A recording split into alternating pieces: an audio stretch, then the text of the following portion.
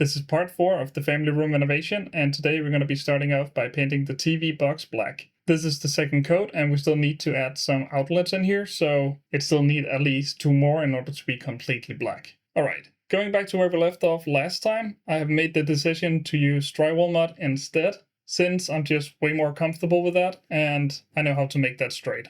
So here I'm adding on some aloe corner protectors, I still don't know what they're called, around the windows to strengthen those out and make them straight. And I'm also just trying to make the wall as flat as possible. The last people who did anything in here were, I think, blind maybe, because it is just so uneven. It was just so rough everywhere, and I didn't really like that. So while I'm doing all of this, I can just talk a little bit about how it's going. It is amazing to be able to see how much has actually happened here. It is so weird to look back on these videos and just being able to see how crazy it was. I'm really happy with the decisions we've made. Of course, there's been quite a few mistakes, but that is to be expected since, well, because I'm not a professional. But I've learned so many things, and it's just been so interesting and fun to actually go out and try these things myself. Because you always see videos online about people doing this, and you're like, yeah, I can do that myself. And well, you can, but it is just hard work and it's just a lot of mistakes, and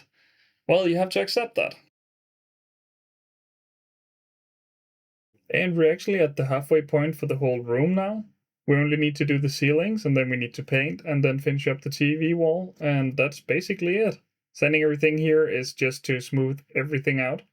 Alright, now it's time for the ceilings, and again I have my buddy who helped me with the ceilings in the bedroom here to help me lift these up. These are like acoustic panels for the ceilings. These are made of wood fibers, I think, and they're really good with sound, but they do have a specific look to them.